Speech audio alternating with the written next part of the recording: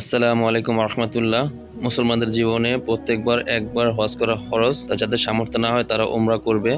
তো মধ্যনিম্নবিত্ত অনেকের স্বপ্ন থাকে যে আমি যেন আল্লাহর রহমতে উমরা করতে পারি, হজ করতে পারি। তো তেমন আলহামদুলিল্লাহ আমাকে আল্লাহ তৌফিক দান করেছে উমরা করার। আজকে আপনাদের সাথে আলোচনা করব এহরাম কাপড় পরা, তাওয়াফ করা, সাফা মারা, সাই করা এবং চুল মন্ডন করে কিভাবে পবিত্র হওয়া যায়। তাই আপনাদের সাথে আজকে শেয়ার করব আমার উমরা যাত্রা, আমি কিভাবে গেলাম, কিভাবে কি করলাম। সরাসরি প্রথমে যখন আমরা আমাদের কোম্পানির মাধ্যমে ওমরার অফারটা পেলাম যে আমি ওমরা যাচ্ছি, তো তখন থেকে আমি প্রস্তুতি সম্পন্ন করলাম। পোশাক, কিছু খাবার, তখন রমজান ছিল, বাকালা থেকে কিছু খাবার নিয়ে নিলাম। সকলে আমরা সুস্থ মতো আমরা শৃঙ্খলাভাবে বাসে উঠলাম। ওমরার কাপড় বাসে রাখা ছিল। তো সেদিন খুব বৃষ্টি ছিল, তো বৃষ্টির মধ্যে আমরা 25 ঘন্টা জার্নি, যেতে 25 ঘন্টা লাগবে দাম্মান থেকে রিয়াদ হয়ে তারপর মক্কা। তো ঘর থেকে বের হয়ে গেলাম আলহামদুলিল্লাহ। আমাদের কোম্পানির বাস খুব সকালবেলা প্রায় আনুমানিক 7টা বাজে রওনা দিলাম। এটা দাম্মাম থেকে যখন যাচ্ছিলাম রাস্তার ভিউটা খুব সুন্দর ছিল, আর সৌদি আরবের পরিবেশটা খুব সুন্দর। এখানে উটও ছিল। রাস্তার মধ্যে আমাদের নামাজের বিরতি দেওয়া হয়। নামাজের পরে আমরা কিছুক্ষণ হাম্মাম আদার্স সব কিছু কমপ্লিট করে বাসে আবার রওনা দিলাম। রওনা দেওয়ার পরে প্রায় অনেক ঘন্টা পরে আমরা রিয়াদের কাছাকাছি পৌঁছাই। সেখান থেকে আমাদের কোম্পানির কিছু লোক এখানে ওঠে, রিসিভ করার পরে পরবর্তী আমরা আবার রওনা দিলাম। আমরা উমরা পালনের বিষয়ে কিছু সংক্ষিপ্ত বর্ণনা দিচ্ছি। উমরার প্রথম হলো নিয়ত ও ইহরাম বাঁধা। উমরা পালনের প্রথমে গোসল ও অজু করা উত্তম। পুরুষের 2 টুকরো সাদা কাপড় ইহরাম পরবেন। মহিলারা শালীননা ও পর্দা সম্মত পোশাক ইহরাম পালন করবেন। ইহরাম পরিধানের পর নিয়ত করবেন আল্লাহুম্মা লাব্বাইক উমরা। এরপর তালবিয়া পড়তে হবে, লাব্বাইক আল্লাহুম্মা লাব্বাইক, লাব্বাইক লা শারীকা লাকা লাব্বাইক, ইন্নাল হামদা ওয়া ইন্না আমাতা লাকাল মুলক লা শারীকা লা।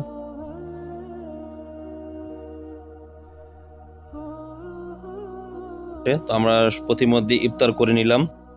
একটা পেট্রোল পাম্পে নামানোর পরবর্তীতে আমরা নামাজ আদায় করলাম এবং রাত্রে আবার রওনা দিলাম। খাওয়া দাওয়া করলাম, সেহরি খাওয়ার পরবর্তীতে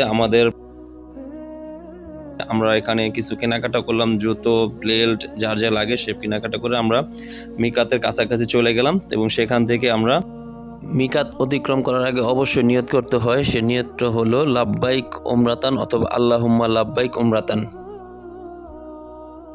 উমরার পোশাক পরিধান করলাম গোসল করে এবং 2 রাকাত নামাজ আদায় করলাম।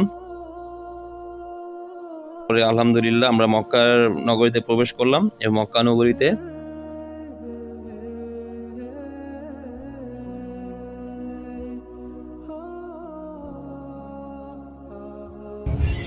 এটা পাহাড়ের নগরী বলা চলে। তো মনোরম পরিবেশ, আল্লাহর রহমত। তো আমরা সবাই তালবিয়া পাঠ করতে করতে লাব্বাইক আল্লাহুম্মা লাব্বাইক আমরা রওনা দিলাম। প্রায় কাছাকাছি চলে আসলাম। প্রায় 25 ঘন্টা জার্নির পরে মক্কা হেরেম শরীফে পৌঁছালাম। সেখানে পৌঁছার পর আমরা হোটেলের সামানগুলি সব রেখে আবার খুব দ্রুত সহিত আমরা নিচে নেমে গেলাম। নিচে নামার পরবর্তীতে বাসে করে আমরা আমাদের হোটেলের কাছ থেকে হেরেম শরীফ দেখা যাচ্ছিল, সেই অনুযায়ী আমরা দ্রুত সহিত আমরা নেমে চলে গেলাম। হেরেম শরীফে যাওয়ার পরবর্তীতে সেখানে আমরা প্রবেশ করলাম। প্রবেশ করার পর যখনই আল্লাহর কাবা ঘরটা দেখলাম, হৃদয়টা প্রকম্পিত হয়ে গেল, দিলটা এমনি নরম হয়ে গেল, চোখে অটোমেটিক অশ্রু ঝরলো। অন্যান্য হাজিরাও আমাদের সঙ্গে একসাথে আমরা হাইটে যাচ্ছি। তো 79 নম্বর গেট দিয়ে ঢুকলে প্রথমে আমাদের কাবা শরীফটা চোখে পড়ে।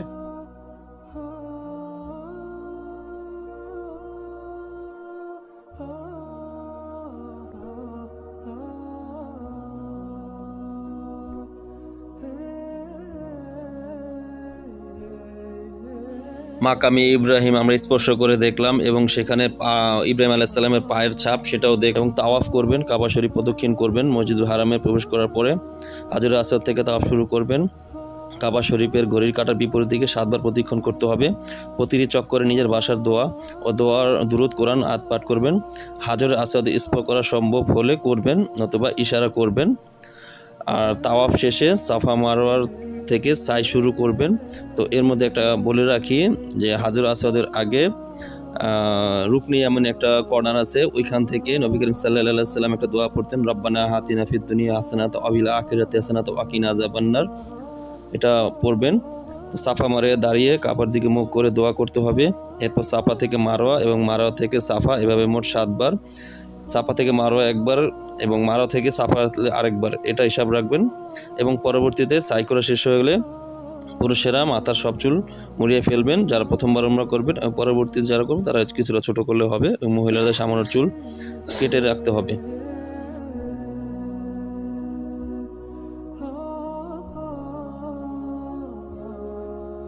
আমরা দোয়া করতে থাকলাম। দোয়া করার পরবর্তীতে এখানে সবুজ চিহ্ন একটা বাতি ছিল, সেখানে যখন গেলাম তখন আমরা একটু মুখে আমরা দৌড়ালাম এবং পরবর্তীতে আবার স্বাভাবিকভাবে হাঁটলাম এবং দোয়া করার অবস্থায় থাকলাম।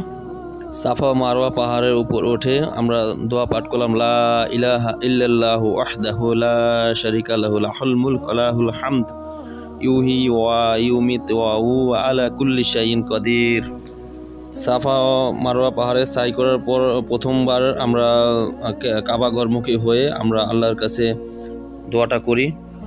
আপনারা সবাই জানেন, ইসমাইল আলাইহিস সালাম যখন ছোট ছিলেন তখন তার মা পানির জন্য দৌড়াদৌড়ি করেছিল, সেটা আল্লাহ খুব পছন্দ করেছিল। সেই অনুযায়ী আল্লাহর নিয়ম অনুযায়ী আমরা এখানে সাফা মারওয়া দৌড়াদৌড়ি করি বা সাই করি। এটা হলো মারওয়া পাহাড়, এখানে সবাই একটুখানি বসে বিশ্রাম নেয়, দোয়া করে। সাফা মারওয়া সাই করা হয়ে গেলে আমরা পরবর্তীতে আবার কাবা শরীফের এখানে গিয়ে আমরা জোহরের নামাজের জন্য প্রস্তুত হই। তো সুমধুর কণ্ঠে আজানটা শুনি, আমরা নামাজের রত অবস্থায় সবাই দাঁড়িয়ে যাই। খুব কাছাকাছি দাঁড়ানোর সৌভাগ্য হয়েছিল আলহামদুলিল্লাহ। এবং নামাজ শেষে আমরা জানাজার নামাজ পাই, জানাজার নামাজে অংশগ্রহণ করি। তারপরে আমরা জমজমের পানির জন্য সংগ্রহের জন্য চলে যাই। তো জমজমের পানি খুব ভিড় থাকে ওইখানে। তারপর আলহামদুলিল্লাহ আমরা সেখানে যে জমজমের পানি সেটা সংরক্ষণ করি। আমাদের হোটেলে বাসে করে আমরা সেলুনে চলে আসি। সেলুনে চলে আসার পর আমরা মাথা মুন্ডন করে আমরা পবিত্র হয়ে যাই আলহামদুলিল্লাহ। তো এরপর আমাদের রাত্রে ইফতার করার পরে কিছুক্ষণ বিশ্রাম নেওয়ার পরে আমরা আবার চলে যাই সেই আল্লাহর ঘর কাবা শরীফের। মন মানে না, চলে আসলাম। ওইখানে আসার পরে সেখানে হাজিগণ অবস্থান করছে। উমরা হজ করতে এসে তো একটা জিনিস দেখলাম, আল্লাহ দরবারে লাখ কোটি শুকরিয়া, আল্লাহ আমাকে কবুল করেছেন। তো উমরা হজে আসতে পেরেছি, আল্লাহ আমাকে আনছেন। এখানে শত শত হাজার হাজার লাখ লাখ মুসল্লি এখানে সমবেত হয় সারা বিশ্বের দুনিয়ার বিভিন্ন প্রান্ত থেকে, বিভিন্ন গোত্রের কিন্তু মুসলমান। এটা সব কারণে আল্লাহ কবুল করছে, বিদে আসতে পারছে। কিন্তু অথচ আমাদের বাংলাদেশে যারা অবস্থানরত অনেক ধনী মানুষ আছে, অনেক টাকা অনেক সম্পদ আছে, কিন্তু তারা কিন্তু এখানে আসতে পারে নাই, কারণ তাদের আল্লাহ তাআলা কবুল করে নাই। তো আলহামদুলিল্লাহ। তো আমরা আপনারা নিজেরা অবশ্যই খাস দিল আল্লাহর কাছে দোয়া করবেন যাতে আপনারাও এখানে আসতে পারেন। নিয়ত সহি রাখবেন, ইনশাআল্লাহ আল্লাহ কবুল করবে। এখানে সকল মানুষ বসে আছে, আল্লাহর জিকিরে ধ্যানমগ্ন অবস্থায় আছে। প্রত্যেকটা মানুষই তার আল্লাহর সন্তুষ্টির আশায় নিজের ঈমান আমল পূর্ণ করার জন্য, দুনিয়ায় কামিয়াবি হওয়ার জন্য এখানে এসেছে। এখানে আসলে কোনো ক্লান্তি আসে না, কোনো বিরক্তি আসে না। আলহামদুলিল্লাহ, সুবহানাল্লাহ। তারপরে রাত্রে আমরা খাবারের জন্য কিছু হোটেলে যাই, কিছু খাওয়া দাওয়া করি এবং পরবর্তীতে সেহরির জন্য কিছু খাবার নিয়ে আসি এবং আমরা সব হোটেলে বসে সেহরির জন্য সকলে মিলে আমরা সেহরি করি। এখানে এসে একটা জিনিস দেখলাম যে এই কাবা ঘর এক সেকেন্ড পর্যন্ত স্থির থাকে না, মানুষ চলমান, আসছে যাচ্ছে, ইবাদত করছে। আল্লাহর কি একটা রহমত, নিয়ামত। আমরা হোটেলে বসে সকলে মিলে সেহরি করে নিলাম। 4 জন করে আমরা এক রুমে অবস্থান করছিলাম, সে 4 জন মিলেমিশে আমরা 4 দিন ছিলাম। তো সকলে মিলে একসাথে মিলে সেহরি করলাম আলহামদুলিল্লাহ। পরদিন জুম্মাবার আমরা রওনা হয়ে গেলাম বাইতুল্লাহর ঘরে আল্লাহর, সেখানে গিয়ে আমরা জুম্মার নামাজ আদায় করবো, সেই নিতে আমরা গেলাম। তো প্রচুর লোক সমাগম হয়েছিল, নিকটস্থ সব সৌদিয়ান প্লাস হাজি সকলে ছিল এখানে। তো নামাজ শেষ করার পরে আমরা ভিতরে যাওয়ার চেষ্টা করেছিলাম, কিন্তু সেখানে আইনশৃঙ্খলা বাহিনী এবং লোকের যে জনসাধারণের চাপ, সে প্রচুর চাপ ছিল। তো এখানে আবার আমরা তো এহরামে কাপড় পরে আসি নাই, পাঞ্জাবি পরে আসছিলাম, তো আমাদের ঢুকতে দেয় নাই। পরবর্তী যারাই যায় তাদের কাউকে, এটা আপনার মনে রাখবেন, আপনি যদি যতবারই ঢোকেন না কেন সমস্যা নেই, কিন্তু এহরামের কাপড় থাকতে হবে। পরবর্তীতে আমরা ওই কাবা ঘরে ঢুকতে না পারলেও আমরা দোতলা সিঁড়ি দিয়ে, যেখানে দোতলা তাওয়াফ করে সেখানে যাওয়ার সুযোগ ছিল, আউটড্রেসে গেলে সেখানে আমরা গেলাম, কাবা ঘরকে আরেকবার দেখলাম, ওখানে দোয়া করলাম, নামাজ আদায় করলাম। এখানে যারা বয়স্ক বা সামর্থ্যহীন লোকেরাও হুইল চেয়ারের মাধ্যমে সেখানে তাওয়াফ করার ব্যবস্থা আছে। তো যতবার দেখি ভালো লাগে আল্লাহর ঘর। শেষবারের মতো আল্লাহর ঘরটা আরেকবার দেখলাম, আবার দোয়া করলাম আল্লাহর কাছে, আল্লাহ যেন আবার আমাদের কবুল করে এবং সাধারণ মানুষ যারা সামর্থ্য নেই তাদের জন্য আল্লাহ তৌফিক দান করে হজ ওমরা করার জন্য, সেই জন্য দোয়া করলাম। এবং নিকটস্থ আত্মীয় মুরব্বী যারা মারা গেছে তাদের জন্য দোয়া করলাম, আপন জনের সঞ্জন মারা বিশেষ করে মার জন্য দোয়া করলাম, আল্লাহ যেন তাকে জান্নাতবাসী করে, আমিন। এরপরে আমরা এখান থেকে বের হয়ে গেলাম, বের হয়ে আবার সেই গেটটাতে আরো তাকালাম যখন চলে যাব, কাপড়টা শেষবারের মধ্যে দেখলাম আল্লাহর ঘর, আলহামদুলিল্লাহ। এরপরে আমরা প্রায় বিকাল হয়ে গেছে, আসরের নামাজ আদায় করার পরে আমাদের ইফতারের প্রস্তুতি, ইফতারের জন্য বসে পড়লাম।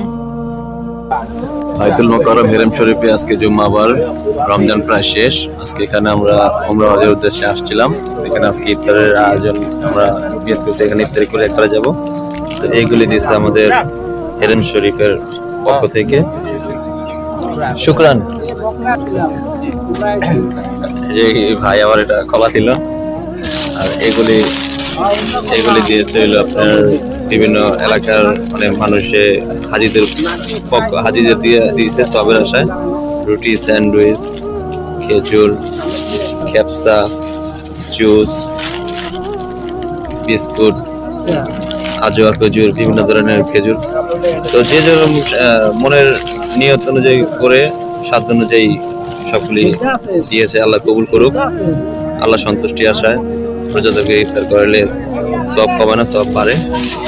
তো আমরা আগামীকাল এখান থেকে চলে যাব দাম্মাম শহরে। 4 দিনের সফরে আমরা হজের জন্য আসছিলাম।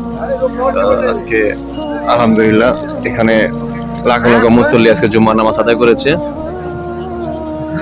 সেই সাথে আমরা এখানে শামিল হয়েছি। সকলের জন্য দোয়া করি, আল্লাহ যেন সকল কবুল করে, সকলে হজ করার তৌফিক দান করে, আমিন। আল্লাহর কাছ থেকে বিদায় নিলাম, আল্লাহর ঘর যেন আল্লাহ দেওয়ার তৌফিক দান করে। এরপর রুমে চলে আসলাম। তো পরের দিন সকালবেলা আমাদের বাস উপস্থিত, আমাদের ফিরতে হবে আমাদের কর্মস্থলে। সকলে আমরা প্রস্তুতি নিয়ে রেডি হয়ে দাঁড়িয়ে আছি, বাস আসলে 8টা বাজে রওনা হব। তো 4 দিনের সফর আলহামদুলিল্লাহ আল্লাহ পাক কবুল করুক, ভালো লাগছে। আল্লাহ রাস্তায় বের হয়েছিলাম, এরপর বাস চলে রওনা শুরু করলাম। পাহাড়, মরুভূমি, প্রতিমধ্যে নামাজের বিরতি দিয়েছিল। তো সেখানে কিছু দোকান দেখলাম, খুব ভালো মানের আতর, তসবি, খুশবু এবং বিভিন্ন ধরনের সরঞ্জাম এবং জমজমের পানি ছিল। আলহামদুলিল্লাহ সবাই ভালো থাকবেন, সবাই জন্য দোয়া করবেন। ভিডিও ভালো লাগে শেয়ার করে দেবেন। আসসালামু আলাইকুম রহমতুল্লাহ বারাকাতুহু।